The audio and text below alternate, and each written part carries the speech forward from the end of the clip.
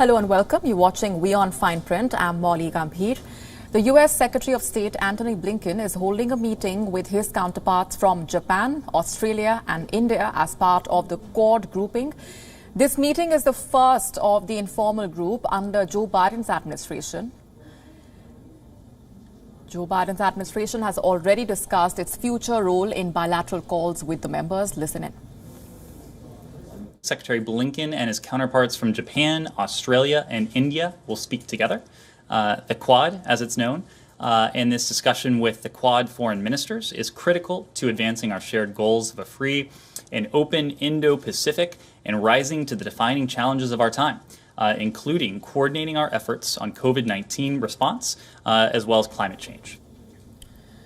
Meanwhile, the Pentagon spokesperson John Kirby has called India a critical partner in the Indo-Pacific region. India is a critical partner, especially when you consider all the challenges in the Indo-Pacific region. What I can tell you plainly is that the Secretary is prioritizing this relationship, wants to see it continue to grow and develop and to get stronger.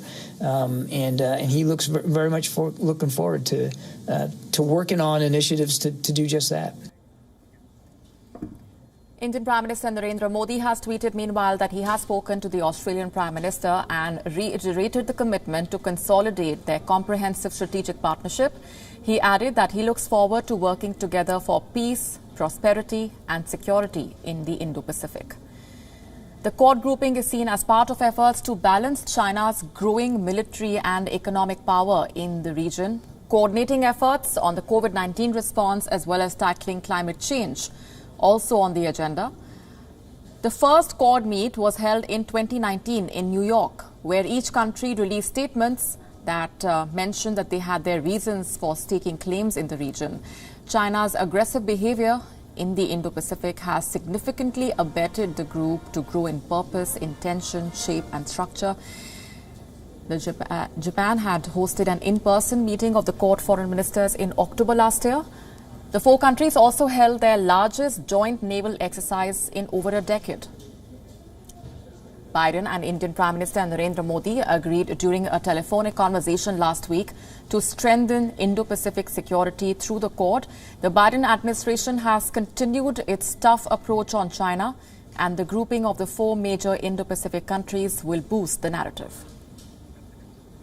Our principal diplomatic correspondent Siddhant Sibal getting us more.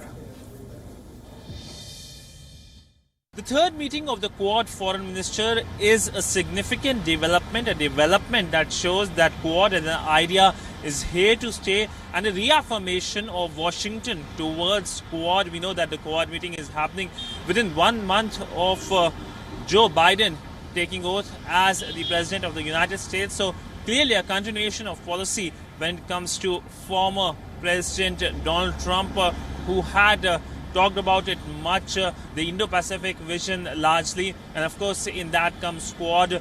We know that this meeting is something that will be focusing on the Indo-Pacific vision, on something that has been a talking point in the region and beyond as well. We know that last year the Quad Plus meeting held at Foreign Secretary level saw a lot of talking and conversation on how to deal with the COVID pandemic, and we also know that last year saw the Malabar exercises in which Australia was invited. So clearly the Quad countries coming under the Malabar umbrella for the exercises, but largely we know that there are now calls. In fact, media reports from Japan say that US President Joe Biden is very eager to have the leader summit when it comes to Quad. In fact, the Pentagon was asked this question, and the Pentagon spokesperson said that they believe that this is an idea, this is something that will get backing from the US Defense Secretary.